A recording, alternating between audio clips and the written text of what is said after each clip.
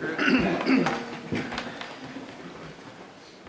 pledge allegiance to the flag of the United States of America and to the republic for which it stands, one nation, under God, indivisible, with liberty and justice for all. Lord, thank you for bringing us together this evening. Please watch over us and provide guidance as we work together to make the best decisions possible for this community. Amen. Amen. Roll call. Davis. Here. Atkinson. Here. Young. Here. Meadows. Here. Cowherd. Here. Marvel. Here. Elbert. Here. Venable. Here. All here. Okay, hearing of citizens' comments. Okay, if there aren't any citizens' comments, we are gonna call Vic and whack up.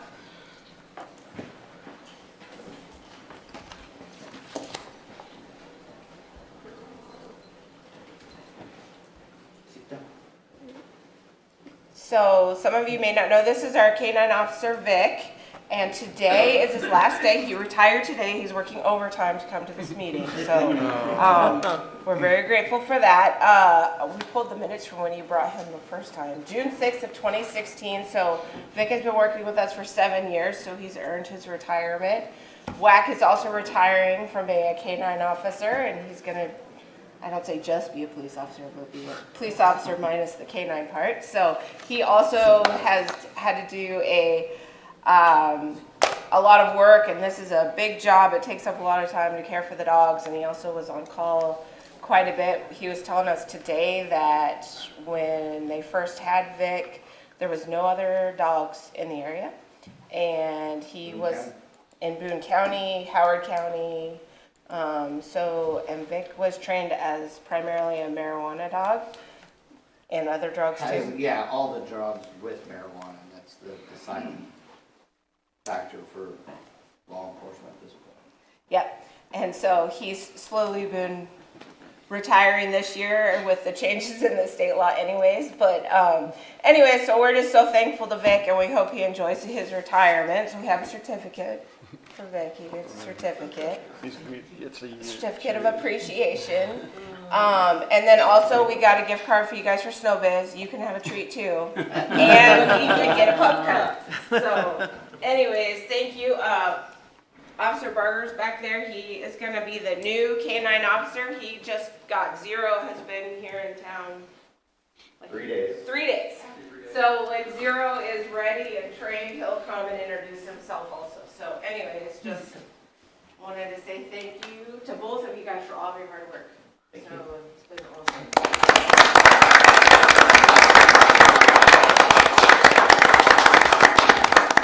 If you guys have any questions, he can answer them. So is he going to stay with you? Yes. Okay, good. Yep. So when I did Kilo back 13 years ago, it's a generic term, Canine Castle. It's actually kind of like Pampers, diapers. It's an actual company, but we refer to it as a generic term. Canine Castle's one of those sheds. The city bought one for Barter for his dog. That also has the canine kennel in it. That really concept hadn't been developed yet. So it was Paul came out, but it was under Nauman's reign out of Park Department. Came out to help build it. Kelly Vest and his guys came and poured the concrete. So I get a shed out of it because Vic would come in the house. My wife's super excited about the extra dog hair. But yeah, it won't be anything quick. We have a good relationship with the county. I've taken care of Glasgow's dog before. With Howard County, Matt Jones worked for Boonville at one time. Still lives here in town. So, and then obviously with Barber and Boonville's dog for a few years. After I had retired, etc., did conversation with Randy about taking care of Zero. Beyond that, but in the meantime, I go show him Mars house, take care of Echo, who just recently got medically retired.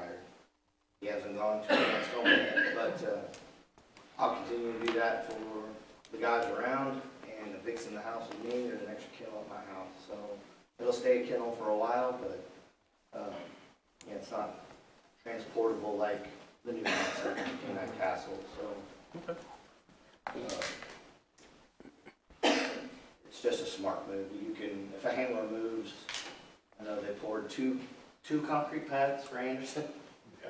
So back in the day, because we didn't have any other options back then other than you just build a whole deck and cover and everything. So it'd just be a little concrete pad and a 4-post roof.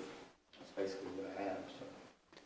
Officer Wack, could you put a number on seizures that the dog has had in its career? Could you ballpark it by chance? Pounds or however else you measure it? I don't know. But I would say in the first 5 years, we were probably doing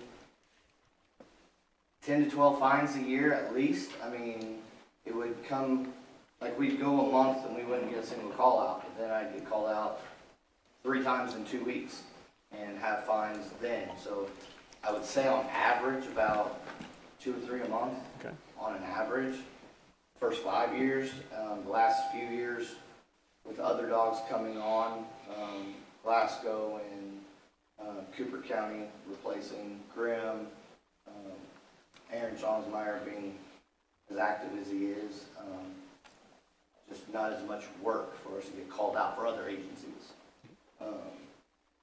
So, I'd say 100 or so fines, probably 20, 25 tracks.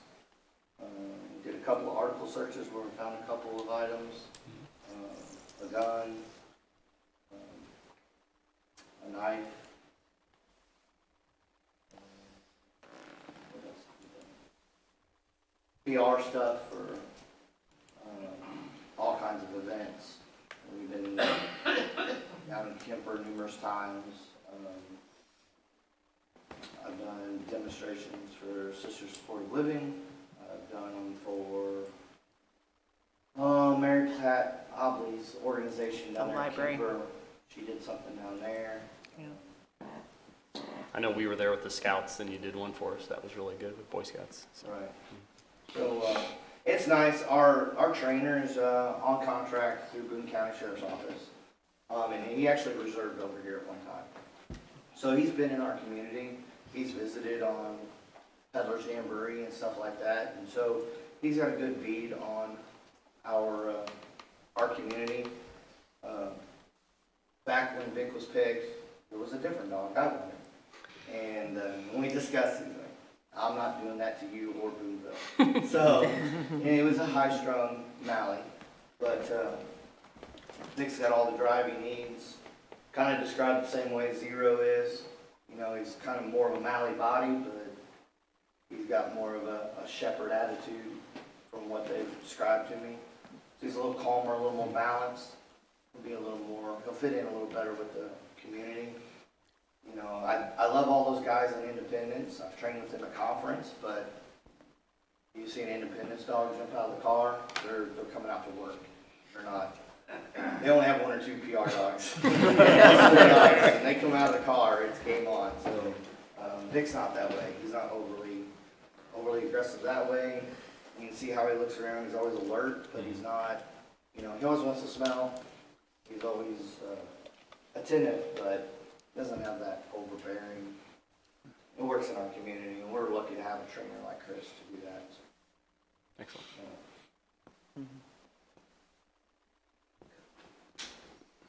Any other questions? Any other questions? Thank you. Job well done. Yep. Yeah. Appreciate your Well service. served. Oh, boy. Thank you. Okay, any other individuals for hearing the citizens' comments? Okay, approval of the minutes. Are there corrections or additions? All right. Amber, just a few typos I saw. My name was misspelled a few times, so if you want to check it out. A few times. I only saw 2. Get this going. I like typos and type them very quick. Otherwise, I had no issues, but just a few typos. Okay. Consent items, which is on page 6. We don't have any consent items, but that'll be the presentation. Oh, I'm sorry, presentations, I was looking for the wrong thing. Okay, presentation, accounts and claims, which is on page 6. Ordinance appropriating money. Be it ordained by the council of the city of Boonville as follows. Section 1, for the purpose of paying salaries and various accounts against the city of Boonville, which have been allowed by the council at the regular meeting thereof on October 2nd, 2023, the sum of $650,286.09. General fund, $161,124.65. Sanitation, $38,864.26. CIP tax, $19,435.42. Waterworks, $243,058.05. Capital projects, $0.00. Wastewater, $158,593.93. Tourism, $4,639.13. Gaming, $22,337.99. Parks and Water, $2,082.66. Kemper sales tax, $150.00. Economic Development Projects, $0.00. Section 2, the accountant is hereby authorized and instructed to draw checks on respective city bank accounts in favor of the persons whose salaries and accounts have been allowed as above, amounting to $650,286.09, being the total amount of money being appropriated. Section 3, this ordinance shall take effect and be enforced from and after its passage. First reading on October 2nd, 2023, read for the second time this October 2nd, 2023, since a copy was made available prior to the meeting. Second reading, title only. Ordinance appropriating money. Mayor, make a motion to approve this ordinance. Okay. Take a vote. Second. I'll second it. A second, thank you. Roll call. Roll call. Davis, Yes. Atkinson, Yes. Young, Yes. Meadows, Yes. Cowherd, Yes. Harville, Yes. Albert, Yes. Venable. Yes. Okay. Okay, unfinished business. Second reading of bill number 2023-027, approving a final site plan for Quick Trip located at 1802 West Ashley Road. An ordinance of the City of Boonville, Missouri, approving the final site plan for Quick Trip at 1802 West Ashley Road, Boonville, Cooper County, Missouri, providing an effective date therefore and repealing all ordinances in conflict with this ordinance.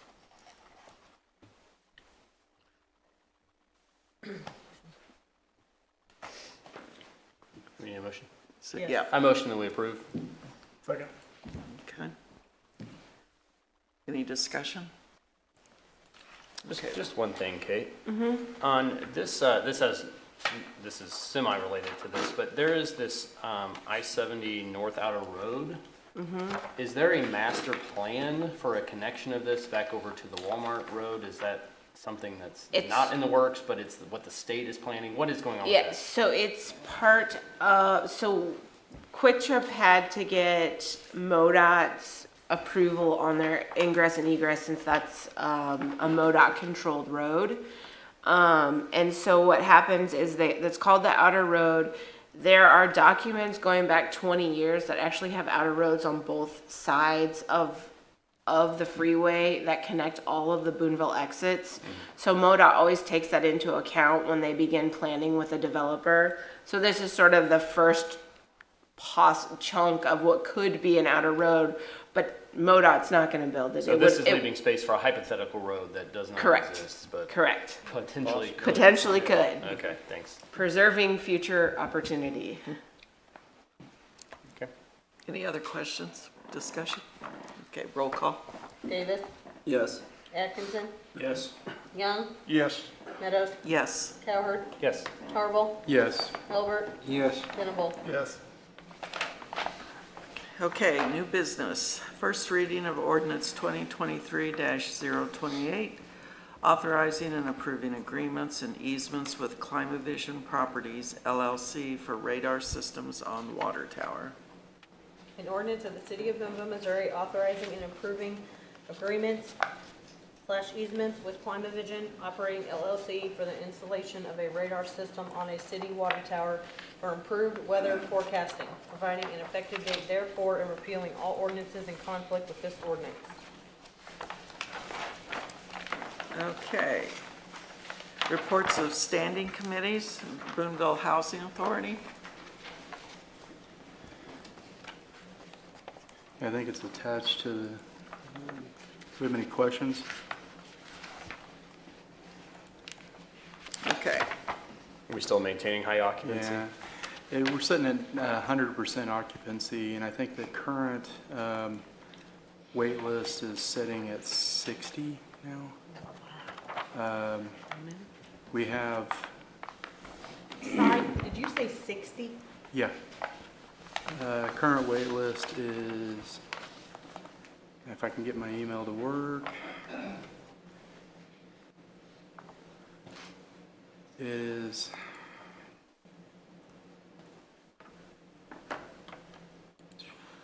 66. 44 for 1 bedroom, 17 to 2, and 5 for 3 bedroom. We're at 100% occupancy. I got a question. Yeah. Do they ever talk about expanding the number of units?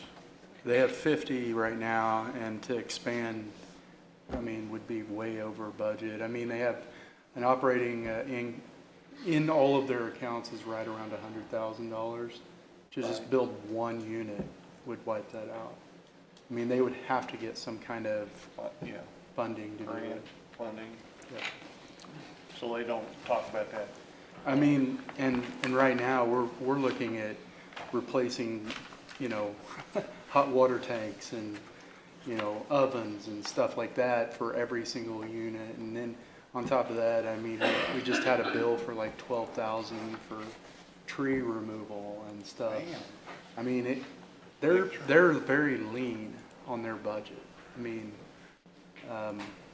if they could get more units, that would be great. But that's why I've always been harping on the fewer, you know, 1 bedroom, 2 bedrooms when they come to town and stuff with their ideas. But man, I'm telling you, there's a housing need right now. I mean, there's a true housing need in Boonville. And they have managed it well. Yeah. They've always kept everything up. It's- Well, I mean, it's 100% occupancy. Sure. You know, they've managed to the best that they can with what they have. Right. So, So a quick question, because I don't know. How does the budgeting work on that? Like, do they operate Totally separate from the totally? city. Totally separate? independent. Okay. right. Yeah, they have their own income, and they do receive some state income as well, of course. But, you know, it's definitely, you know, based on the income of the individual on what they pay. So their income from the people that live there does not equate to enough to keep them afloat. So, Thank you. Okay, thank you. Reports of city officials. I'm gonna turn it over to Jeff. He's gonna touch base on some of the water leaks that we have had right now, and I think he passed out a sheet kind of detailing where the water leaks have been. Yeah, I gave everybody a sheet, and this is just, there's 12 of them, I think, 2, 4, that we've had leaks. The other thing we've got going on is our valve situation. They have not been exercised in 10 years that I've heard of, so I know they haven't been 3 that I've been here, but, you know, we got into, as you go through this, you gotta turn water off in a lot of locations, and the valves are just in kind of sad shape, so there's probably 3 or 4 of them still leaking as of right now that we still gotta fix, so that's gonna be a costly thing we'll have on the budget as well, but between the leaks and the valves, we're just having some fun. Was there any boil orders in Boonville? Say it again, Barry? Boil orders. Yeah, boy, Yeah. they've been going out. They've been going out. Yeah, they've been going out several times, so. But that's just what we're gonna concentrate. The GIS, of course, is gonna help, and we're in the midst of getting that up and running as well, so, we'll be able to locate what we're needing to do on that, but it's fun. Anybody got any more questions? It's all right there. I'd say just wanted to give the crews a pat on the back for the work that they did. I was talking to Jeff earlier this week. We had 2 of these well, 3 of these within a block of my house. And Right. I went out to see what the city crew was doing, and there's 2 guys deep in a hole trying to fix a pipe, getting sprayed with Soaking water wet with mud all over. and covered in mud. So these guys are working very, very hard in tough conditions. So just, a shout out to your team and all the guys that are working hard. I know that And Whitney made it's a some lot of chicken, work. just so you know. Appreciate that, Whitney. The smoker was ready, so I just had to plug her in. I figured they'd enjoy that. Hey, I know it's not anything to do that we could probably influence here or anything like that. We did have, I know the one break at Dollar General hit gas and fiber out to the high school as well. And I don't think it hit gas, but it did hit the fiber. it did hit fiber Yeah. and gas. I thought it hit, Problem. yeah. Our guys didn't get home till like 1 a.m. in the morning. And we had a lot of complaints from people driving by and yelling obscenities because they couldn't get into Dollar General. And I just, the absurdity of that bothers me. But you guys do a great job, and thank you for what you do. Unfortunately, that location, the stuff's about 20 feet deep. So that's one of the things we'll also have on budget is moving that up. I actually just gave Scott three locations where it doesn't do us any good to come back and put concrete over these things because it's just gonna leak again, right? Yeah. So we need to redo the water lines, completely replace the water lines, and then fix the streets back up to where they should be. So we've got 3 different locations that I just gave him. He's gonna get some, for our budgeting, of course, come up a little later, but that's where we're at, and that's the way we're working, so. Okay? Thank you. That's all I have. Okay.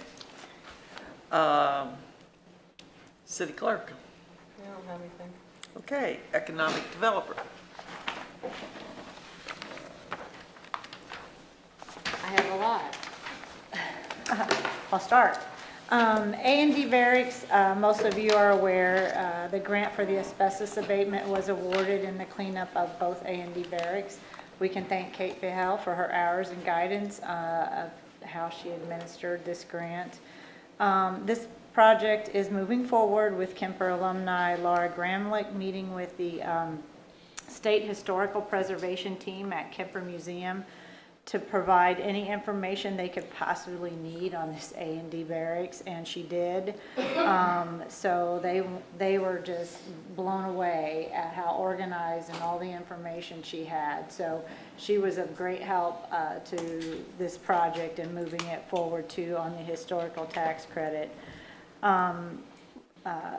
Last Saturday, I provided an update to the old boys of the former Kemper Military School on the status of A&D Barracks. This group brought in a huge crowd from all over this nation, with the majority from the state of Texas. Our hotels and our restaurants were bustling. These men and their families have great pride in this campus and their military training, and we're thrilled to hear about A&D Barracks and the potential of having life again. So thanks everybody who's been involved in this. CDL training update for the Boonville SFCC campus, and CDL is commercial driver's license. We've been moving forward on the CDL training to be a part of this Boonville State Fair campus. It's actually been a roller coaster up and down with different pieces falling apart and then coming back together. But now it's full steam ahead. With classes to begin at the end of this November. There will be a temporary placement of a simulator at the Boonville State Fair location until it will be moved to a traveling trailer around April of 2024. This traveling CDL training simulator will be able to travel from location to location where these classes are going to be offered by State Fair. The Sedalia campus already has a stationary simulator there, so it's likely that this traveling one will be going back and forth between Boonville and Eldon if Eldon does get a campus there. The Sedalia Learning Force team and leader Amy Jackson has received a grant funding to purchase a full-size semi-truck and trailer to train 3 people at a time for this location. The Brent Hampy, the director, has hired an instructor for the Boonville location. Currently, we are missing one piece of the puzzle, and that is a temporary training pad for the trucks to train on. Ideally, they would like a 250 by 450 pad, but we just kind of right now are looking at something that will fit, so a smaller size would most likely work. We're looking at a surface of, it can be gravel, asphalt, or concrete. And I've already made a few calls and are waiting on some return calls for a potential site, temporary site. We are working for a permanent location, but it's probably not, there's a lot of pieces to that puzzle too, and a lot of negotiations and work that need to be done, but we're looking at that could be a potential permanent site for 2024. So a lot of things moving, but they all seem to be moving in the right direction. And I talked to Kate today, and she gave me a couple people to reach out to too. So everybody's kind of working to try to get that CDO training here.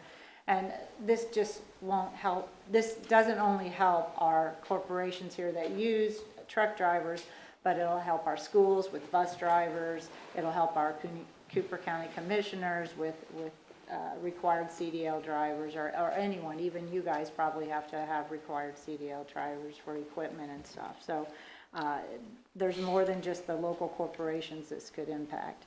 As the District 4 Regional Director of Missouri Economic Development Council, here's a quick update. I have coordinated along with my co-director our next Central Region meetup, and we've organized a meeting in the spring and the fall, which allows districts four, which is 13 counties, to showcase their area and amenities. The first District 4 meetup I had was here in Cooper County.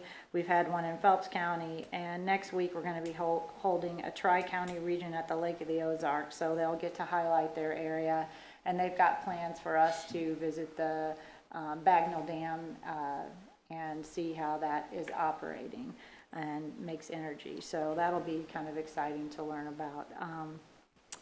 And also, as a district leader, it's been a great way to engage and expose not only our area but other area economic developers and collaborate with them on what they're doing, what works and what doesn't work. At the end of October, I will be sitting on an educational session learning more through the Missouri Economic Development Professional Certification while attending the fall MEDC conference being held in Columbia. And I'll share at the next quarterly update kind of what goes on there and is said there, that is where we get legislation updates, and I can kind of tell you what's going on in the economic development world. Boonslick Employment and Education Expo has been moved to the spring of 2024. Unfortunately, the scheduled Boonslick Expo scheduled for October 12th at the Isle was postponed till spring of 2024. This will be our 5th annual expo, and I just want to apologize for all those that were inconvenienced, and I look forward to a great event for the spring. Impact Activity Center Summer School NAP tax credits. The owners of the Impact Activity Center are continuing to work on this project and have submitted recent updates to the state of Missouri to make their project goals, make sure they're accurate with the figures and their goals. They are waiting for information back from the state to move forward. For more information on this 70% Missouri tax credit, you can visit their site at www.impactactivitycenter.com. Windsor Place Industrial Park, Steadfast City, the marketing firm from St. Louis, has been collaborating with the owner developers, the director of ED with Como Connect, and myself for this site with a now completed prospectus for the project. So what that means is we're getting close to being able to market it and maybe target market some different industries. This project will give this area an opportunity to house industrial development, which even though located outside the city limits of Boonville, will impact the city in the future. There's no way it won't. So anytime you bring jobs that close to us, it will impact us. Project Light Bulb for Rural Living. This project has moved from the beginning stages, as I reported last quarter, to due diligence stage, where research and inspections are being conducted and both parties are in discussions. Project Keep the Wheels Turning. I'm in the process of connecting some key players for this potential development. I'm waiting to hear back from them as to a meeting time that I'm trying to schedule for October 12th, so hopefully next quarter I'll update you on that. Project Longevity, I just connected to people. They kind of wanted to take matters in their own hands, so I've kind of got them connected and their resources connected, and then they're moving forward. MoDOT I-70, reminder to plan for our city's future. I want to share an idea. Our neighboring community in Columbia is joining hands with their chamber and area leaders and volunteers to organize efforts to plan for city entrance monuments off the I-70 ramps. If you've driven to St. Louis, you've seen Wentzville and other municipalities who have already done this, similar on Interstate 70. Marshall Junction through Cooper County and through parts of Columbia are the last leg of this I-70 expansion project, which is expected to start somewhere around 2027. This will give us ample time to coordinate a project, and partner with organizations like our chamber, our tourism, and possibly others to develop a plan to highlight our town to travelers on the interstate. This could be a marketing billboard for this community and the area for years to come. I hope we collaborate and plan for the city's future. Project Pipe, this has come to life. You guys have seen it posted all over Facebook. Out-of-town investors have purchased and have closed on the old corncob pipe factory on 2nd Street and at the end of September. They have met with myself and Kate and Steve. This building is going to be around 40 plus rental apartments with approximately 4,000 square feet of commercial space. An additional area is being planned for MKT trail bike riders. They are just in their planning stages for this facility, so nothing is graved in stone. But I did reach back out to him after our meeting, and he said that I could share. Based on their market research, the investors have reported for the apartments being there are going to be at market rent. So these are not subsidized. They're going to be at market rent. They're not going to be high dollar. They're trying to establish what the market rent is, and that's how they're going to propose these. The commercial space was thought to be a future daycare. They're still exploring that, but they're also looking at other areas that the market will support too for that space. So they're looking at studio to 2-bedroom homes will be the size of the apartments. This project, along with that of Kemper Apartments LLC for A&D Barracks and the YMCA expansion into Academic Hall, will breathe life back into 4 huge vacant buildings that have been sitting vacant for over 20 years. I thank everyone from prior years and recent years for their gallant efforts in keeping our history alive and keeping an open and creative mind for these buildings' future use. There is still a great deal of work and planning to be done, but the future looks bright for our historical town. Any questions? None? Thanks. Okay. Thank you, Gigi. Miscellaneous. Is there anything for miscellaneous? Okay. Motion to adjourn. Is there a second? Second. All right. We call it a day. It's a day.